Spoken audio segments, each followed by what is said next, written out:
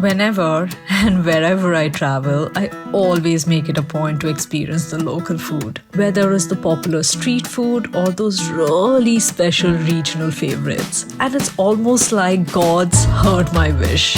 A lovely family invited me over for a traditional home-cooked meal.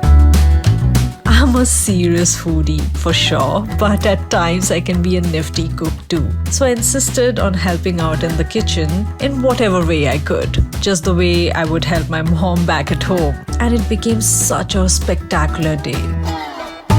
This beautiful family, the fresh organic local produce, the aromas of all these dishes, the mouth-watering flavors, and just that warm family feel-good energy. I couldn't have felt more at home. It really is true. Food does bring people together in very special ways. And of course, whatever I did that day, that familiar twinkle was always around me.